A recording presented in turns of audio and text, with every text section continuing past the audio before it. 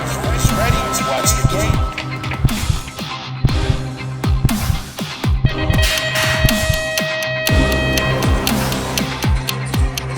Hello, everybody, and welcome back to Beyond the Gate with Dustman and Nate. I'm Dustman, and to bring me another, fine episode, your guys' favorite co-host, my dog Nate. What's up, everybody? On this episode, we have an extremely special guest, and we are very excited for you guys to meet him. Long awaited. We've been trying to get him on for a really long time. Yeah. His name is Mike Kaiser. You want to say what's up? Hey, how's it going, everybody? Yeah. Unfortunately, the last time we were going to get him on, he got hurt. Yep, that did happen. That was very unfortunate. Yeah. We'll talk about that. Yeah, we'll get all into it. So just right off the bat, what got you into, or not what got you, you want to tell everyone, like, kind of your take on the BMX thing, everything that's been going on. Yeah, for sure, man. The bio. The bio kind of deal. Yeah, cool. Well, thanks for having me, guys. This is awesome. I mean, I've been wanting to get on here. You've had a bunch of people on here. It's been fun watching the whole show, and just been waiting to be able to, put this together so I can be here with you guys. But I'm Mike Kaiser. I pretty much started racing when I was like 16. Yeah. But I started freestyle riding and tricks and everything like that at age 5. All right. Started riding with like a BMX dirt jumps and stuff like that in my parents' backyard. My parents were amazing. They pretty much wanted me to just, do whatever I wanted to, but hang out at the house and not get out and get all crazy out on the streets. Yeah. Right. So I was always like kind of an innovator of just coming up with different things like that. I'd have radio controlled cars. I'd have a patio in the backyard that I kind of put together for my parents. I had a whole pile of bricks, and I was like 5 years old, and I had one of those little push shopping carts. And I took the handle around and put it backwards and made it like a little forklift. And then I just, as a little dude, I was like putting in bricks and made a whole patio in the backyard for my parents. Sweet. And they were pretty stoked about that. They're like, oh, and I was just for something fun to do, Mm-hmm. But then I got into, basically able to do whatever I wanted in the backyard. So I started making like dirt trails, had a whole track with a berm and all this made out of wood that, I didn't realize I was making a jump at the time. Mm-hmm. I was making it more like a berm to turn the corner. Right. And riding back there and stuff. And then eventually I started launching the berm. Yeah. And it was next to this like clothesline. So I was always like launching it, and the clothesline was like 6 feet off the ground. And I was like launching it to try to clear the clothesline, and I'm just like probably, 8 years old at this time, just launching it. Well, I launched it one time and just really ate it hard and crushed myself. And it was probably about 8 a.m. because I used to get up early and just start shredding and riding. Yeah. We'd ride from like 8, 9 in the morning until like dark every day, like just riding the streets, riding everywhere. With my parents letting me build everything at the house, and all the friends and everybody would come over to the house and hang out. So we, just ride and get all into that. And then eventually I was able to start building ramps because I was always into, building and working with tools and different things like that. The story when I got my first little 16-inch bike, I always wanted to take stuff apart. So like I got this brand new 16-inch bike that. And what kind of bike was it? It was a Huffy. Huffy? Yeah, oh yeah, a lot of people start on the Huffy. Oh yeah, I started on a Huffy. So the first day though that I got this bike, I took it apart because my dad always had tools in the garage. I always helped him work on cars and stuff because he was. Oh yeah, so I just like took the whole thing apart and it's laid in the garage, and here comes my dad home from work. Just pissed off. But if you don't put that bike back together, you're not getting another one. Oh, I'll get it back together, Dad, So I did. I put it back together. But then a few days later, I was thinking, well, I don't even know what these spokes are for. So I took the cutters and I cut the spokes out. And I was thinking, oh, hell, it's working. I don't even need all these spokes, because I had them all out except for a couple and it was still holding up. Yeah. Then I went to go ride it, and thing collapsed. I didn't have any wheels, so I was out of a bike for a little while there. Yeah.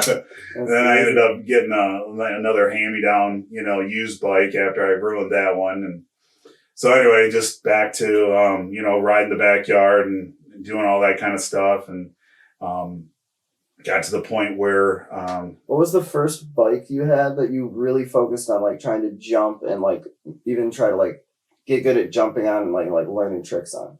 The Huffy Sigma. Yeah. Yeah. Remember that one? Yeah. With the white covers over the wheels, Them things were that wasn't terrible. No, well, it was horrible. It was like the worst. But back in the day, that's all I could ride. You know what I mean? That's all. You ride what you brung. Yeah, I didn't get my first like real bike till I was 12. Yeah. GT BMX. Right on. Okay. And it wasn't a freestyle bike. It was just my mom. And I was into freestyle, and that's what I really wanted. But my mom wanted to really, get me a real bike. Give me something. So she went down to Bob's bike shop and picked out a bike for me and, gave it to me for my birthday. And it was awesome. My buddy, Matt Smith, is a neighbor that I used to ride with. We first built the first wedge launch ramp in his backyard that he got for his birthday. He got a Mongoose freestyle bike. So, Okay. I mean, I was like, really wanting a freestyle bike. Yeah. But anyway, I made the BMX bike work. And then after like 2 weeks of us having our bikes, and we'd ride all day long and everything, somebody, they were stolen out of the front yard. So, and, those bikes got stolen all the time, but not like your primo bike, the best, you just got a real bike. Well, luckily homeowners insurance covered it and stuff. And then I got a dyno freestyle bike. Nice. So now, so now about 12 years old, and now we got the freestyle bike, and now we got some ramps going and stuff like that. And then another buddy of mine, Jim Sanders and Neil Otterson, put together a quarter pipe in their yard down the road. And we used to go to their house and just freaking ride as fast as we could at this quarter pipe and launch ourselves into the air and start doing tricks. Rotation Station was the local skateboarding park, that just was starting up, and it was a roller skating rink. And then they started pulling ramps out and started, having skateboarding and all that stuff going on. Well, there's a festival, the Young at Heart Festival, Memorial Day weekend or something like that, and so they asked, they wanted a freestyle show in that park, where the lagoon is. And Rotation Station only did skateboarding, but Sandy, the owner, they knew that I did the bike riding and stuff. So they asked me because they wanted a show down there with skateboarding and bike riding, Right. And that was the first show? That was like my first show. I was 13 years old. We didn't even have, we had ramps, but they're just like little kicker launch ramps and stuff. It was mainly just a flatland show, just starting off like that with a bunch of friends. And that's when RWA, Riders with Aggression freestyle team, started. Sweet.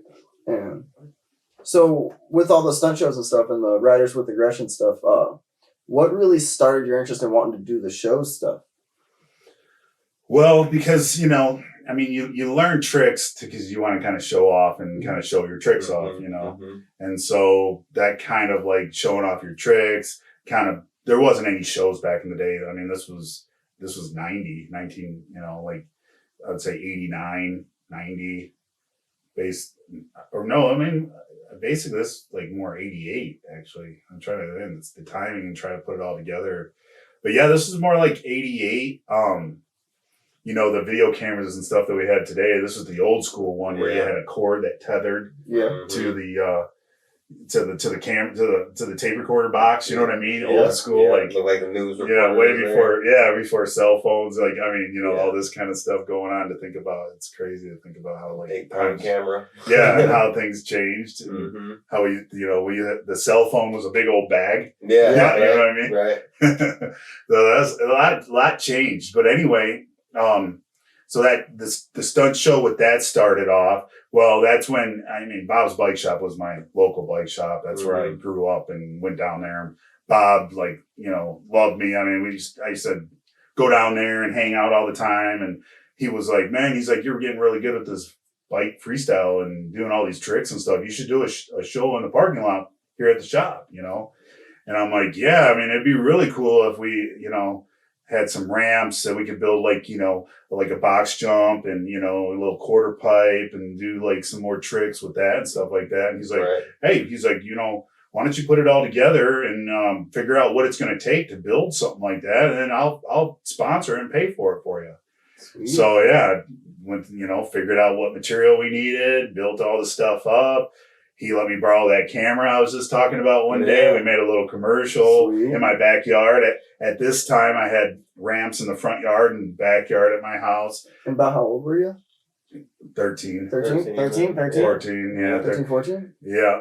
This is about probably 14-ish now, yeah. Because 13 was the first show, and then that next year, Bob was like, you know, we want you. He was in the parade all the time with Bob's Bike Shop. He was, you know, always helping out with the community, always a big part of all that. And he wanted to, you know, have us ride in it and be a part of that with that whole thing. So, you know, I built up these ramps, and then we started doing like stunt shows for the, you know, first we started doing the Young at Heart Festival for stunt shows. We rode in the parade.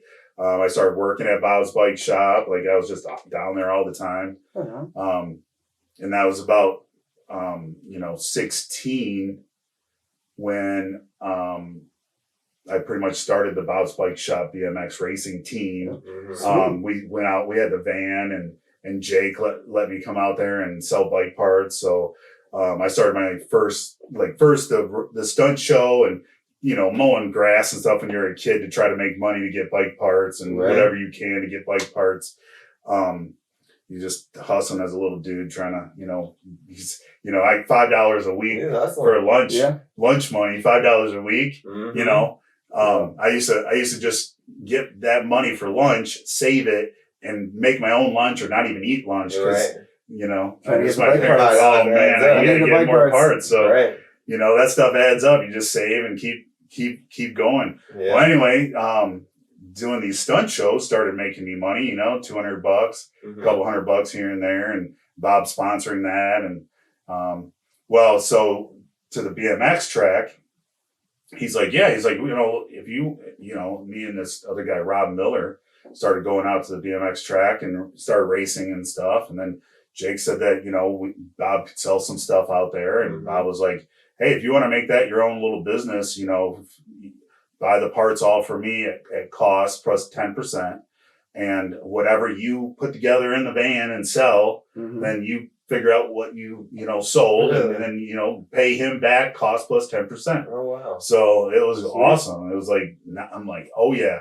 So that's what helped me make some extra money to build my portable quarter pipes and stuff. And you'll see the ramps and stuff that I had built from Architectural Metals out there. You know, I was little, and I had like him build an old school camper trailer. I had that I found for, you know, $50 or something.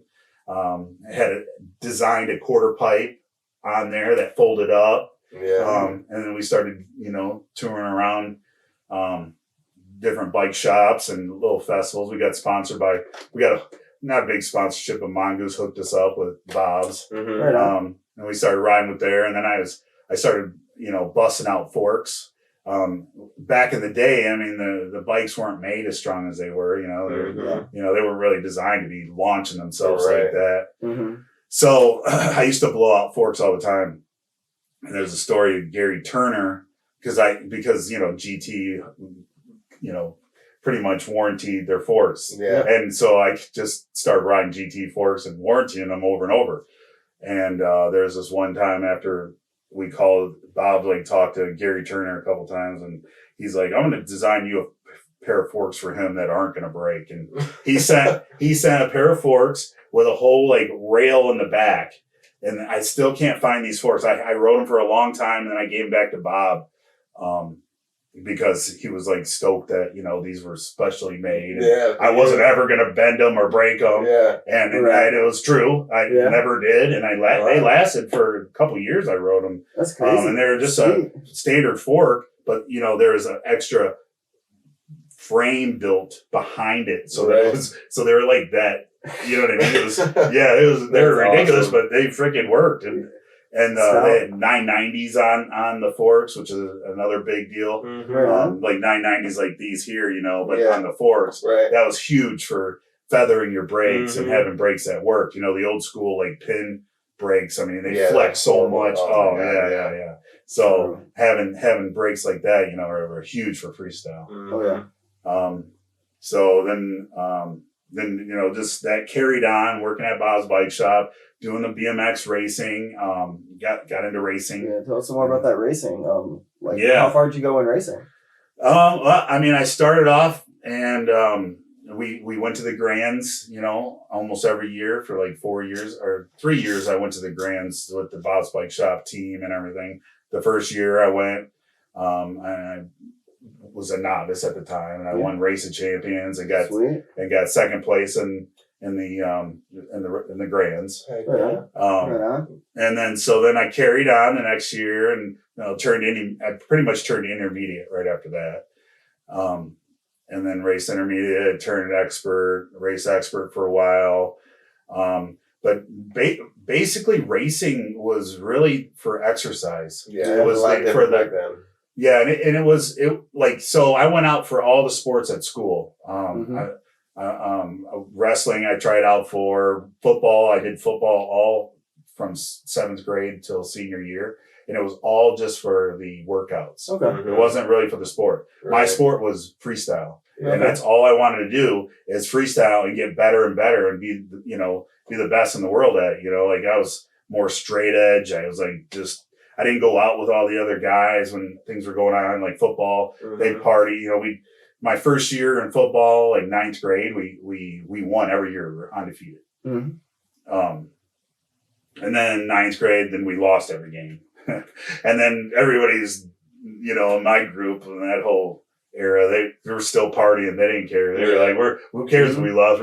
Well, not me. I was like, I want to win. And I only went out for the sport, football and all that for really the exercise and to keep in shape. Yeah. And so BMX racing, anything I could do on the BMX bike, and racing was part of that. Mm-hmm. So I raced and really, I wasn't really, I mean, I was into it and all that, but it was more, like I said, it was more for, fun to be out there, race, be a part of that, and to sell the parts at the right. You know, it was huge. I made it a job out of it. And then, you know, my mindset, the reason why is because my parents are like, you know, do anything you want to do, but at least make money at doing what you're doing, you know? Yeah, right. And so like my whole drive of freestyling and all that was to be able to make money. So that's where I came up with RWA. That's how we toured and started doing shows. And then the pit came about. Mm-hmm. Rotation station closed. Their ceiling caved in.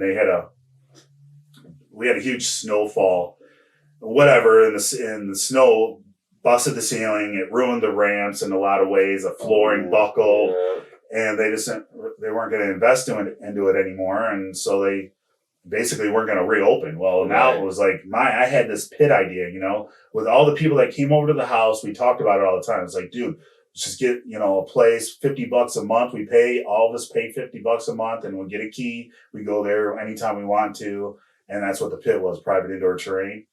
And we, you know, basically got to the point where, you know, when, like I was saying, you know, before, like if you were a member, you had a key and you can go there anytime you want. If you brought anybody with you, they had to pay $5, and there was a rent box in there. And we started off in this building, you know, at $700 a month, and we built the mini ramp from the rotation station closing down. A buddy of mine loaned me $500 so I could buy the mini spine ramp at rotation station. So anyway, we bought that, and as we moved that out of there, we basically the bowl and all the other wood and the ramps and all that kind of stuff at rotation station. Sandy, the owner of the place, you know, basically said I could just have the rest of whatever's there, you know, at the end, because it was at the point of it closing down and everything was over. And we got the mini ramp out of there. And after that, she was like, you know, just take whatever. So we ended up taking pieces of the bowl and setting it outside of where the pit was, got the mini ramp inside there. There's like pictures and all that stuff out there, like the first side of the pit starting. Mm-hmm. And then, we started it all off as a membership and a group thing. And then, the owner of the place was Dynaclean there, and they came to me one day and said that they're putting the place up for sale, and half the other place was rented out by Jay's Potato Chips. Yeah. So, I'm 19. I started the pit when I was 19, and now I'm like 20 and thinking, man, I want to buy this property. This is like 3.5 acres, 100,000 square foot, like building, Mm-hmm. and I was like, look, I'm, I don't know. I don't have the collateral, this and that with the owner of Dynaclean. He said he'd work out a deal to do it on consignment, because he knew I was young and I was trying to get it going. Right. And so, we went to the bank, we signed the papers to do it on consignment. And, I ended up buying the building, and we only had the one side. And then after like 6 months, Jay's Potato Chips was already going to be moving out because they had built a building themselves and they were moving out. So, we took over the whole building at that point. And at that point, it was when I basically had to switch it from being, a membership with a key and you could come anytime you wanted to put it out. I mean, there was times I would come in the office and the drop box, it was like so much money of people dropping $5 Right. that it was starting to get out of hand. And it was just, people coming from all around, and it was awesome. And so we got to the point where we opened it up for hours, but it never was really closed because everybody had work in there. Yeah. A buddy of mine, Jim Bell, he helped start it up. And everybody kind of like that was still members, were still there all the time, still got to be members at that time. It wasn't really isolated where we locked it down. It just was a transition to opening to the public. Right. Okay. And so, so we built it and, built the other side, and we had bands come and play there, almost every weekend. We had events going on. We had all-nighters. We had, bands coming, and going, and different things going on. And then, and then about 95 is when, this guy, John Miner, started coming around and started bringing prototypes. And what were you going to say? I was going to say, Garrett Rapp, isn't that where they started playing at around there too? Did they ever play there? Garrett Rapp's band didn't play there. He wasn't really even in bands when the pit first. Fair. Yeah, I wasn't sure if the timelines crossed or not. I was just curious. Yeah, he used to practice there, and with Jim Bell's band, Chanticleer, and his bands, and this and that, and we had a little practice room underneath the ramp. Yeah, and he used to, and everybody used to go clowning around and playing under there and stuff like that, and.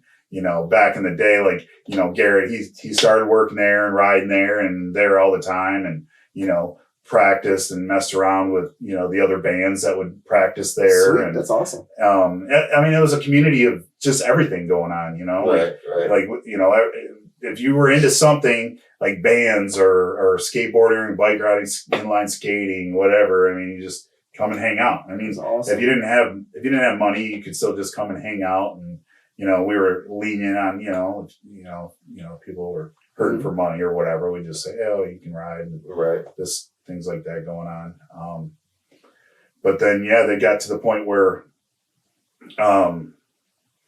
there'd be people coming around and different things and wanting to try their bikes and parts and different things, This one guy started coming around and he was like, really wanting to get into the market and like bringing these parts, KHE parts and different things around. And it's like, I got these parts and stuff that I thought maybe, you guys could test them out for me and this and that. And I'm like, yeah, sure, cool. And then it got to the point where he was coming around more and more and talking about things. And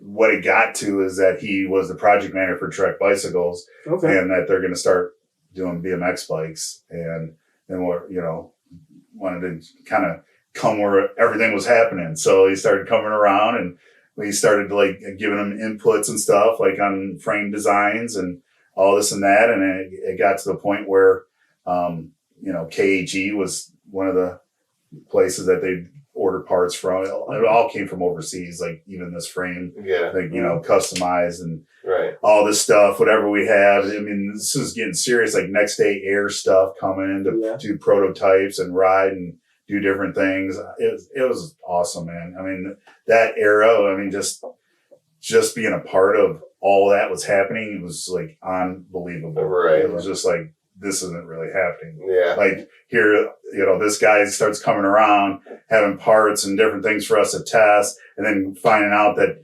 the biggest bicycle company in the world, Trek Bicycles, is like wanting to be into BMX, and they're totally interested in everything we're doing, and full, that's full awesome. on, like the picture of that half pipe, all the ramps. At this point, all the stunt shows. I mean, I used to do school shows, get high on a bike, not drugs, like events and stuff with a Red Ribbon campaign at Harlem and stuff like that. That whole thing started, and we used to do stunt shows and all this kind of stuff. And then things just started like building up, and now all of a sudden, like I'm like building ramps and stuff to do stunt shows for Trek Bicycles to tour around the country. Yeah. So it was freaking that's awesome. Like that's dream come true. That's what you're working for. Yeah. All that hard work, it was awesome. Yeah. It was awesome. And this is a Trek here, right? Yep. Yeah. You want to tell everyone a little bit about the story of this bike? You kind of were noting on it a little bit.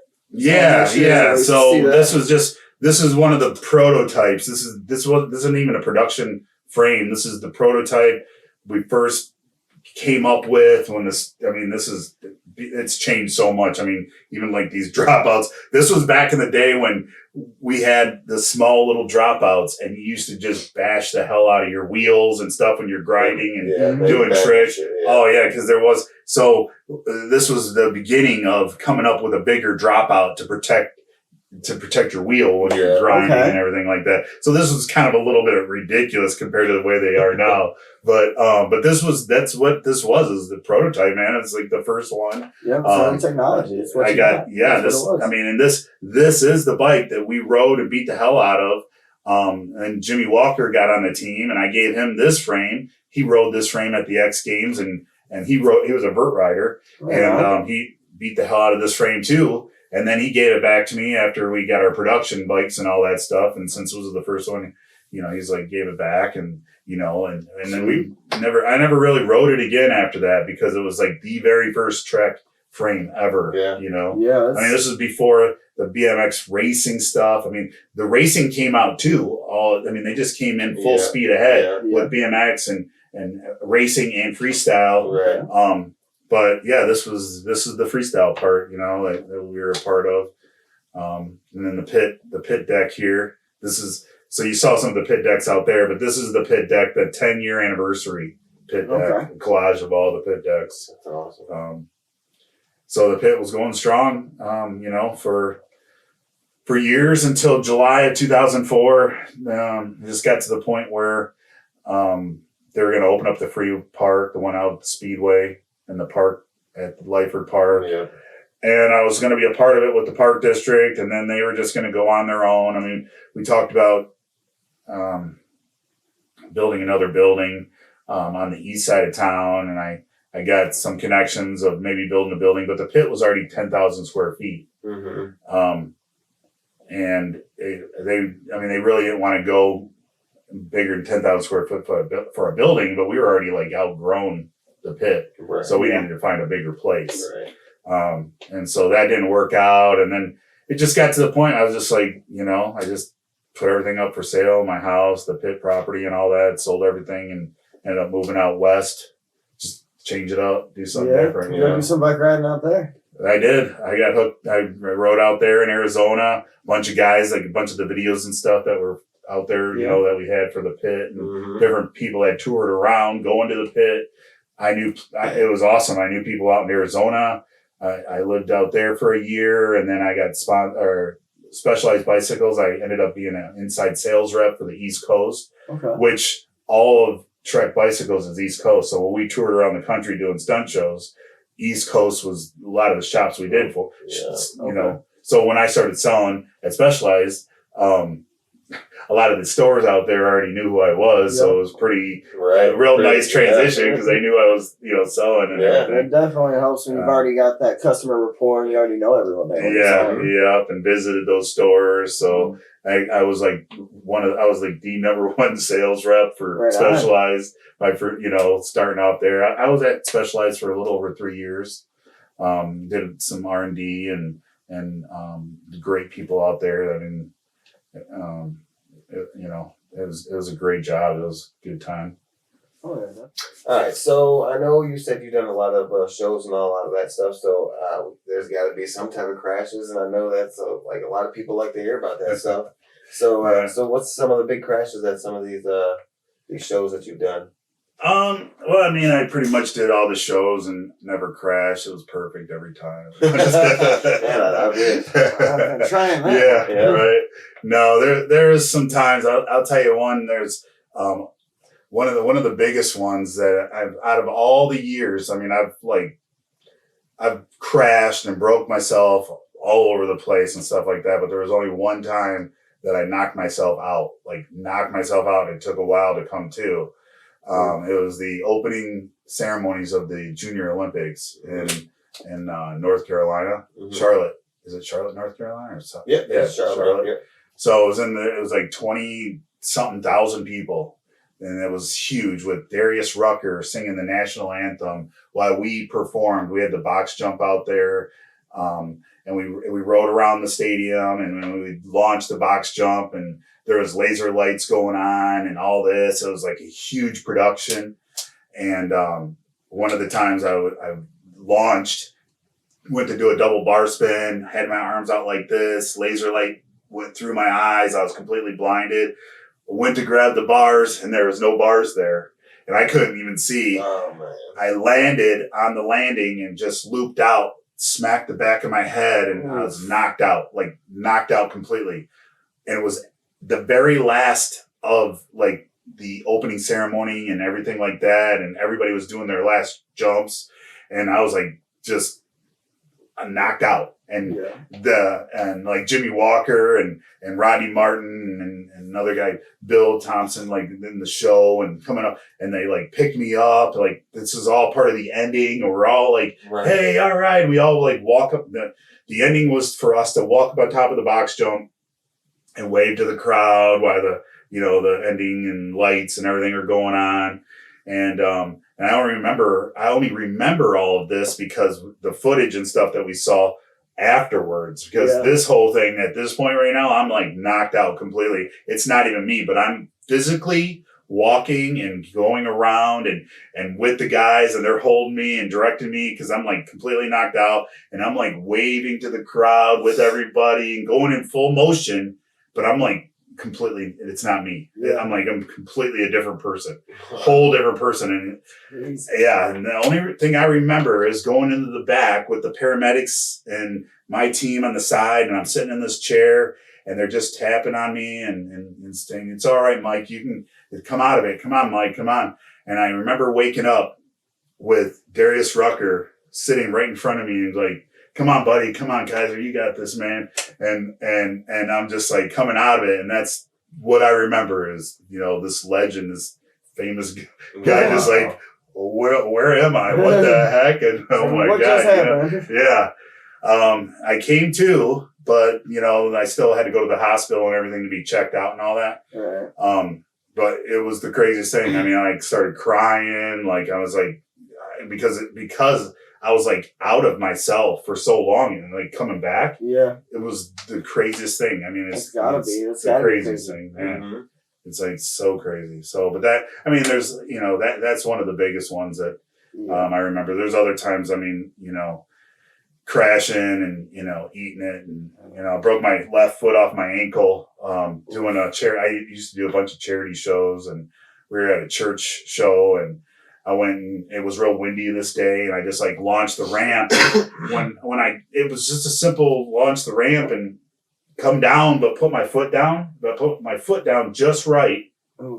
Yeah. it snapped it. Like, it totally snapped it off the ankle. Like, Oof. completely like, shifted it. Like I'm not like oof. Yeah. So what sucks the most about that is I had a contract at Dollywood for 2 weeks to go down there and do stunt shows. Oh man. And I still had to go. And I was Right. just icing it. I was like freaking had 5-gallon bucket of ice, and I'm Oh. icing my whole like leg and foot, trying to, and wrapping it first. Right. But I mean, I first went to the hospital and had x-rays done and all this.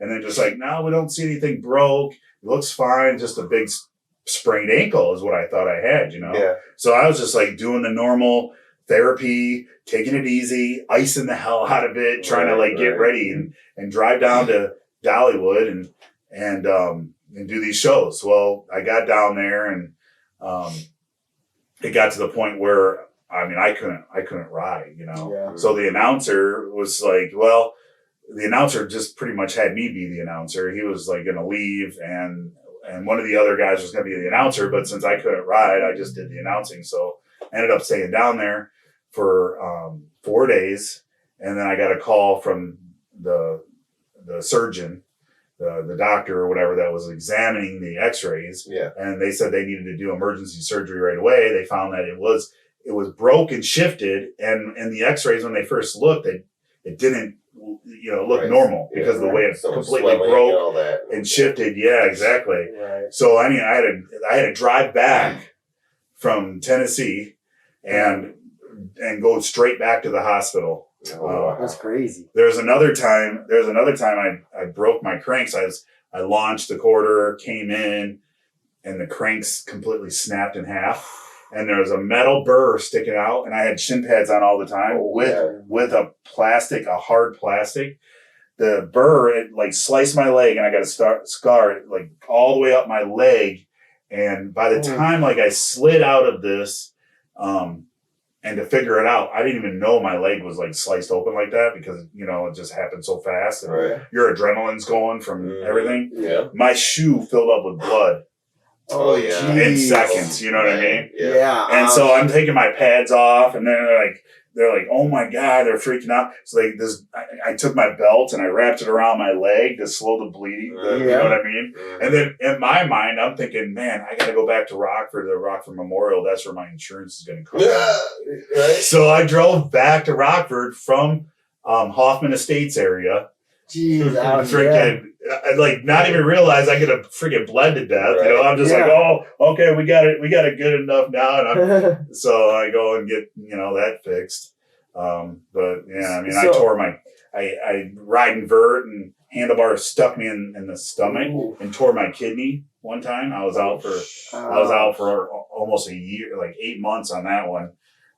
Internal bleeding and all this going on. Yeah. So I've had some major injuries. Yeah. So with those, you obviously there's that, but now let's hear about some of the good ones. Let's hear about some of the super the shows that are sticking way out in your mind that you have like the good stories about. Oh yeah. So we had some really good shows like state fairs.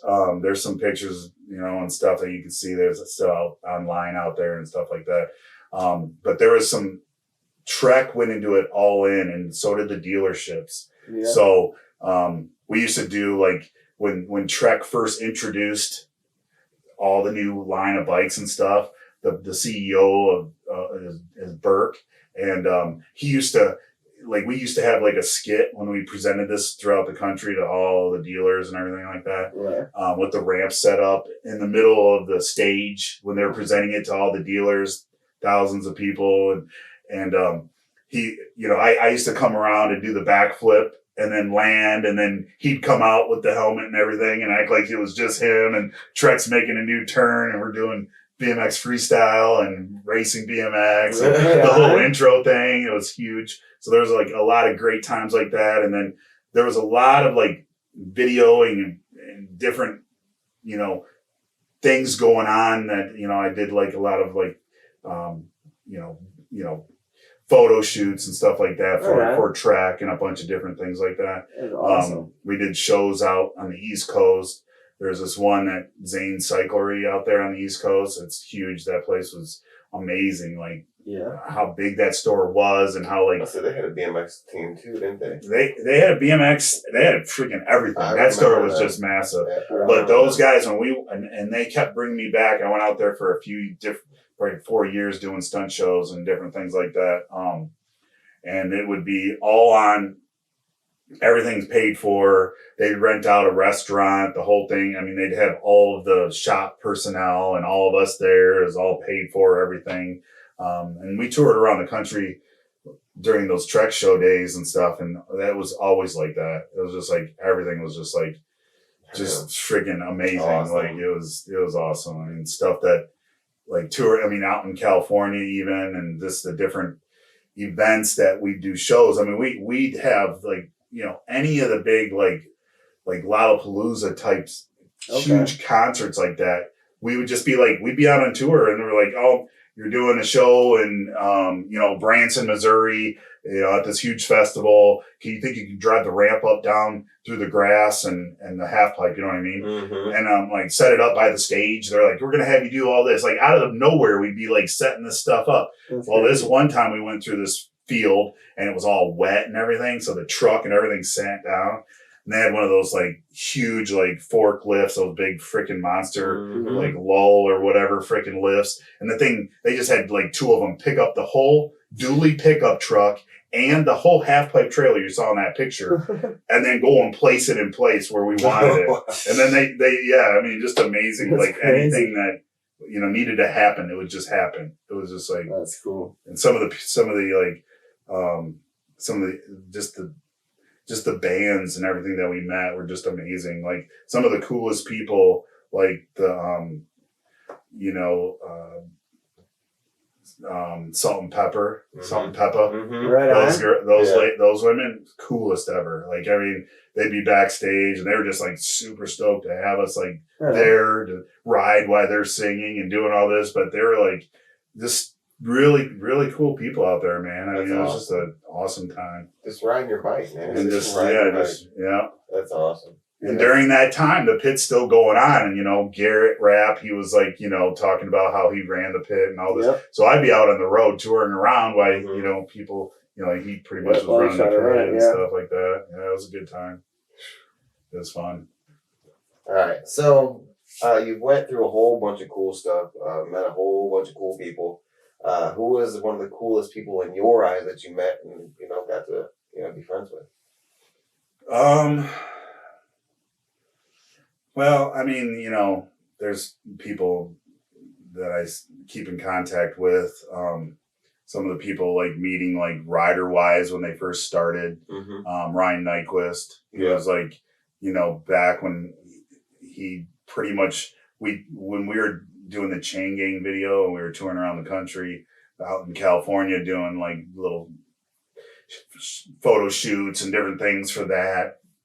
That's where we came across Ryan Nyquist, and his first sponsorship with Trek was Bontrager, so he kind of got a hookup with Bontrager at that time when he first got going. And then obviously Salt and Pepper. Oh yeah, There's he still keeps contact, talking to Salt and Pepper. No, just kidding. But no, Darius Rucker. I mean, he's just huge right now. That's cool. I ended up at different house parties and different things going on throughout the country and stuff. And there was one time I was at like Jack Nicholson's. Oh wow! Oh, right on. Yeah, like at some party, and he was like there, and that was like amazing. Right. That's awesome. And the different people and stuff. One of the girlfriend and became my wife and stuff. I used to fly her out to some of the different places when we were on tour, and that's awesome. Kind of go out and about, and she pretty much could get us in anywhere with the way she looked. Right. So we got a lot of cool places and partying and different things going on, and even into Chicago, there's some good times, different things going on there. Where were some of the places that the touring kind of like took you? Did you ever leave the country by any chance? No, I mean we did a show. We did some shows in Canada. Oh, that's cool. But I mean we didn't really travel or fly outside the country really. It was pretty much every single major city in the whole state. Yeah, right We on. did shows for the whole Wendy's tour. Sweet. Yeah. It was every major Wendy's in the whole country. We did those shows. Okay, that's awesome. So yeah, it was a huge tour. Nice. Traveling around, we got to see Dave, famous Dave Thomas. Yeah, that's cool. That was in downtown Boston. We used to do a lot of shows, like not just all the major Wendy's, but all like, the franchises areas where they had like a bunch of Wendy's or whatever. Mhm. We would do like the festivals, and they would make a festival when we came. And Okay. so we were in the middle of all kinds of different festivals like that. That's where the bands and all the concerts. Right on. So one of the coolest things was sound check. Sting, when Yeah. he was doing a sound check, just riding the half pipe next to the stage, and he's like, just crystal clear. That guy. It was just like, Right. just some of that. Just some of the things that happened are just flat out amazing. Yeah. To be a part of all Just that. not real, like you said. Yeah, earlier. It's not. It was awesome.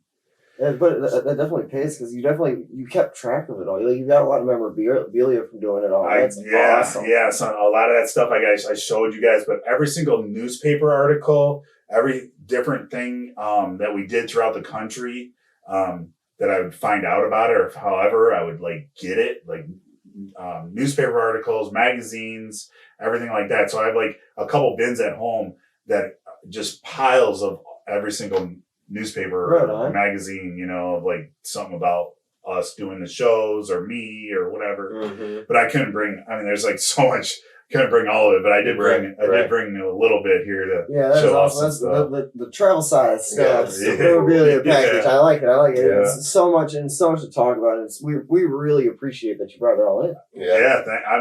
I'm stoked to, I wasn't sure. It's well, I could bring a bunch of this stuff, and we could just talk about some of this. Yeah, that's for perfect. sure. That's perfect. Well, we could definitely have like I said, we could have a show for 3 hours long with you because there's so millions history. of things to talk about. Yeah, so we always ask most of our guests about what they learned about BMX. What have you learned about BMX? What did it teach you? Yeah. What do you use in your daily life? What did BMX teach you?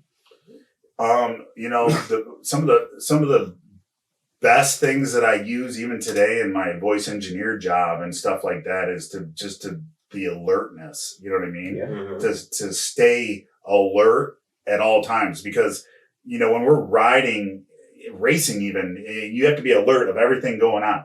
Yep. Everything. Somebody's tire blows out, somebody slips a pedal, or something happens and they're getting squirrely or whatever, and you got to watch out. But freestyle and stuff, when you're riding the streets and just hauling ass through the streets, I'll tell you, living downtown San Jose, they have the light rail and all this stuff going on through there. And if you're not from there and know what light rails are, and they're trains and stuff that fly through the city, and it's all electric, Mm-hmm. and you don't really hear them. You know what I mean? They're not there's no engine going or whatever. They're just ripping through the city. Okay. And there's the tracks and stuff that are all over. Yeah. And you're just hauling ass mountain biking or riding your 20-inch or whatever, and you're not paying attention, dude. You'd just be taken out.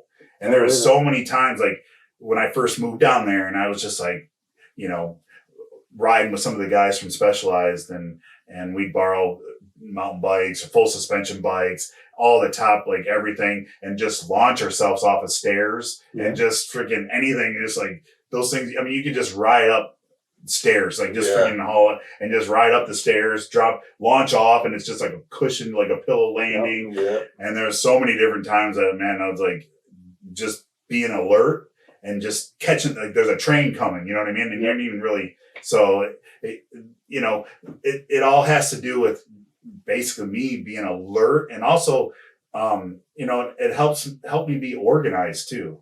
Yeah. Big time, ADHD or ADD and all these different things, that are out there, and with the pit days and seeing all these kids, and they would come out to the pit and they would be alert and they'd be focused and riding and doing all this and that. And then all of a sudden, you get to know all these kids, and they're coming out there, and and you know them. I mean, you know them. I mean, they're like freaking, they respect you. Mhm. They anything you want them to do or ask them or the rules, they don't break the rules. You know, it's like really good kids. And then they'll start coming around, and then they're all like kind of like, you know, acting like a little different, and they're not as confident or focused on their riding as what they used to be. Mhm. And then, you know, now they're like on all these different medications because they don't focus at school or they don't this and that because they're bored. Because it's not, they're thinking about skateboarding or bike riding or whatever. And just because their mind isn't focused on what somebody's trying to have them be focused on, now they need to be on drugs. Now they need to be on all this stuff because, you know what I mean? So it's made me like, you know, and maybe as a kid, you know, doing what we do. They told me that I had ADHD. Yep. My mom and dad were like, nope. Being a kid and doing all this kind of stuff, and being on the edge or acting different and all this, you know, he needs to be on, you know, meds or different. But see, with my family, my parents, you know, they let me do whatever. You know, I was held back in 4th grade. And that helped me, you know, like I never was on any of these different drugs or anything like that. But, you know, but I was always like out there too, in a way, you know, like I was always thinking about, you know, the next thing I could do, launching myself on a bike or something, you know. I never got into like the inline or the skateboarding. Like my thing was bicycling the whole time, like everything, all different kinds, you know, like that Reebok thing. I had to end up doing, that on a Cannondale mountain bike on a quarter pipe. You know what I mean? Like you don't ride a mountain bike on a quarter pipe like that and launch, you know, back in the day. I mean, they do now. Now they got the dirt jumpers and different things like that. But on a standard normal mountain bike, you're not launching yourself like that. That's true. It reminds me of a picture of me jumping that one trek on the Facebook like not too long ago. Yeah, his like it was a Murray actually. A Murray, Murray Walmart mountain bike being sent over some gap jumps. No, and that's the thing. It's like once you learn the skills, I mean, if you have to, you can do it on any kind of like a bicycle. Oh yeah, for sure. You know, the basic skills and things like that. But yeah, it's, you know, it's balance, focus. You know, I'll tell you one thing: you learn how to make some money doing riding bikes, man. And you know, and I was able to do pretty good. Making money and doing a sport I love to do and make money doing it is fun. That's why, you know, it hurts right now because, you know, this year actually, opening season of Rockford. And I just completely jumped off the bike, a stupid little thing, and then rolled out like you normally roll out. But back in the day, I mean, we could bounce off the ground. I mean, there was, you know, like I've dropped off sub ramp. There was a time I was at a park and the walls were like mildew on them because it's all concrete in there. You know how so I went to do this huge wall ride. Yeah, they're sweaty like that. And I went to do this huge wall ride and my tires just went shoom, like completely out like ice. Oof. And I'm like way up in the, you know, like on a wall ride, launched up this thing. Came right down on my head, shoulder, face. My teeth bounced off the ground. Like my teeth should have been busted out. And I just like freaking bounced off the ground. Like that, I mean, you know, just the crash I just had and like fell down and my elbow hit the ribs and just broke 4 ribs right here, like instantly.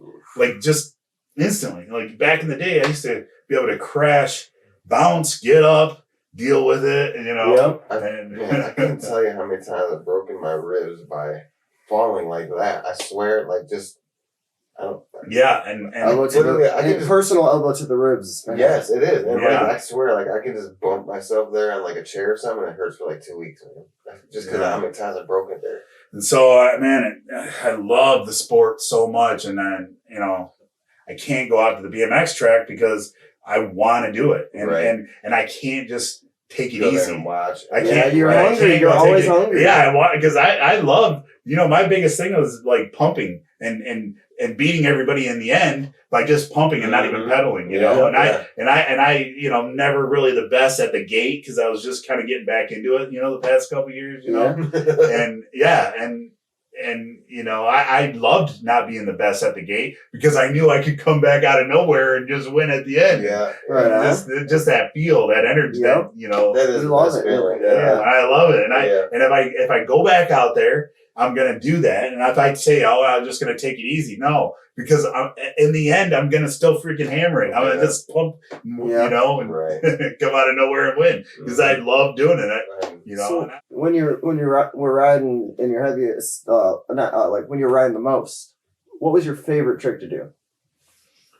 favorite were Yep. 360s and 360 variations Yeah. and backflips. I love doing backflips, and it was like the easiest trick. Yep. So the hardest was, you know, all the years of riding, and you launch off a jump and you plane yourself out so that you can, just like riding a wheelie, just like riding fast and flowing and jumping, there's a sweet spot. So that's what I was getting at, is the sweet spot. And jumping, you want to be at that point where you're floating, you know, and that's where you're doing really a lot of your tricks and stuff. And doing 360s and floating backwards and doing like X ups or no handers or, you know, bar spin, truck drivers, just all that stuff in 360s. 360s are like one of the hardest tricks to learn. And to get that dialed is huge. Backflips, if you launch a bike off of a ramp, it's almost naturally going to do a backflip. Yeah. So one of the craziest stories I'll tell you about learning backflips was I had connections with the gymnastics academy, and they had a foam pit, and I brought a ramp there, and they let me ride there, and I'd launch myself into the foam pit, and every time I'd be like landing on my back.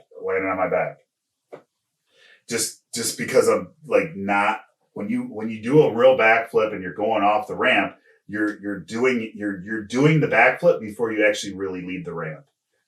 You're naturally looking, and when you leave the lip, you're already seeing the landing. Like that's in your mind. Like in any trick you do, you already did the trick before you actually went off the jump and did it. That's when you're at that level. You're already like, you're done with the trick before you even really do the trick. Right. You're at that, like in that zone, just like racing. You're in that zone when you're going so fast. You're not. It's just you're flowing, and it's just like whatever happens, and you just deal with whatever, you know.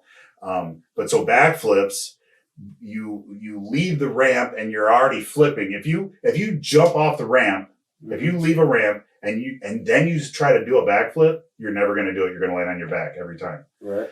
So I just couldn't get that. So then one day I was at my parents had a 4-foot above ground swimming pool. Yeah. And I put a ramp next to there, and then I put all the air mattresses in the pool. And I was like, had this like starting ramp in the corner of the yard, and I'd come down and I'd come around and I'd launch, land on my back every time. And then my dad comes home from work that day and just sees us in the backyard, pissed off. He's like, he comes out and he's like, if you tear that liner, you're buying a new liner for the swimming pool. Whatever you break, you're buying it. I'm so sick of this. You just riding off the roof, because there was a time we were riding off the roof and I got in trouble. He's like, you're not riding off the roof anymore. You're not doing tricks into the ramps off the roof. We're not doing that. So then I'm like, all right, Dad, all right, fine. You know, I'll get rid of all the ramps in the backyard. I'll burn all of it if you ride off the roof again, you know? Well, at this point, I'm like 15, 16, you know, like I had to learn this backflip. I had to do it, you know? So he comes home, he's all pissed off.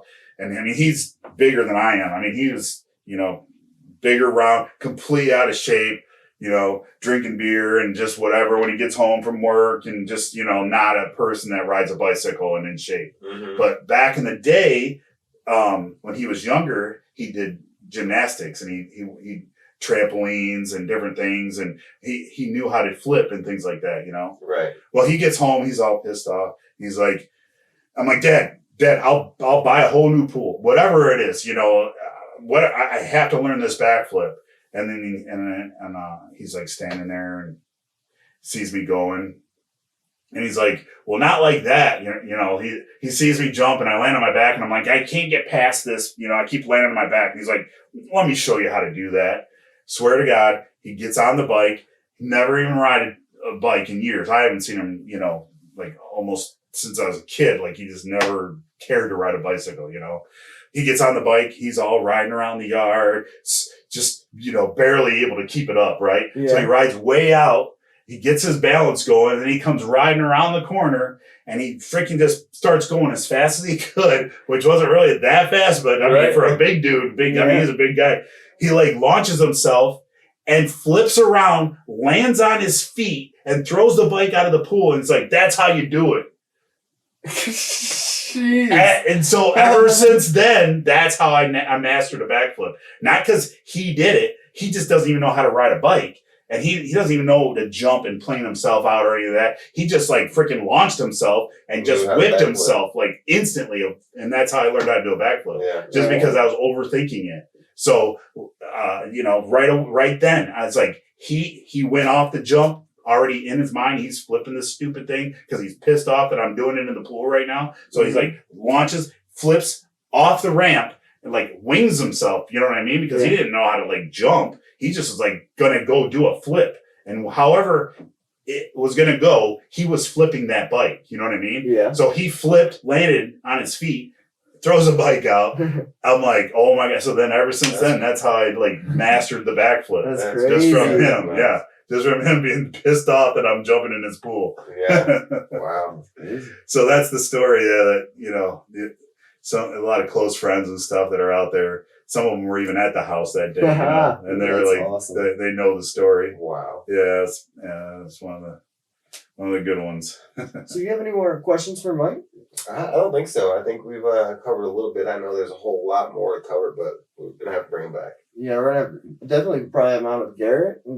Yeah, that'd be cool. Definitely. Yeah. So there's your call out, Garrett. Yeah, we're gonna have to talk to you, see if we can get you guys back on a podcast together, see if we can work something out like that. That'd be pretty awesome. I'm sure they hanging up, they've hung out enough, so I'm sure they'll come out and hang out for a little bit more. Yeah, I'm sure we could come up with some cool stuff. Yeah, that'd be awesome. 100%. Yeah. So do you have anyone you'd like to thank? I know there's probably a laundry list of a lot of people. Yeah, I mean, I definitely want to thank, my mom and dad for back in the day letting me, all of that, and Trek bicycles for sure for that whole story. Everybody at the pit, everybody at the BMX track, everybody out there that, that I've met along the way, East Coast, West Coast, everything out there. I mean, thank everybody. Everybody that was a part of all of this. I want to thank, all of them for sure. Garrett Rapp, definitely. And some of the other people we talked about, throughout the story of everything going on. Thank you all. Thank you guys, man. This is awesome. Hey, I'm so glad. We appreciate you, man. We appreciate you guys that got you, your story. I mean, that's. And my Cobra Kai, I've worn this Cobra Kai shirt every single day since I got it last week. I've worn it every single day. I had it at work. I had it underneath my work shirt. I had my work shirt all dressed up with, and business on the outside and sweep the leg underneath. Right on. It's been a good time. So I said I want to wear it like every day till Christmas. That's I'm doing it. Right? Sweet. All right. Well, we'll definitely get him back on, and we definitely want to thank all of our sponsors as well. Yeah, thank you guys. Everyone who helps us out. Thanks, Ripped. Thanks, Gate 9. Yeah. There's a couple more T-Bone, Die Job. Yeah. Oh, I'm gonna throw Kegel's bicycle. They were a huge thing in all my years. I know. I was gonna wear. I got my pit shirt on though. Right on. Pit shirt on. I was gonna wear my Kegel shirt too, but I had to wear the Cobra Kais. Yeah, I understand. But I have to thank Rob at Kegel's. I mean, that's one of the best. He's a great dude. He's the greatest. He was with us from the beginning of all the Trek days. Mm-hmm. That was our hookup on the parts and everything from Trek. They would ship them to him, and a lot of the prototypes and different bikes that would come in, and he was a part of that. I mean, he was huge to that and to this day with the BMX. And I got to come down and get a mountain bike here soon to go riding out at Atwood with those guys there. He's taken care of me quite a few times, man. He's a great guy. More than a handful of times. The same thing with you and Bob. Like, he was my Bob. I started with Rob. So And don't forget to go to ripbmx.com for your Beyond the Gate merchandise. We got hoodies and shirts and stuff on there. If you like the show, go ahead and go and pick you up something. And Yeah, the more you support us, the more we can do for you guys and get amazing guests like Mike Kaiser on. We Yeah. have amazing content for you guys. Yeah, and we appreciate you guys coming, and we'll talk to you guys later. We'll see you on the next episode. Have a good one, y'all. Thanks. Ready to watch the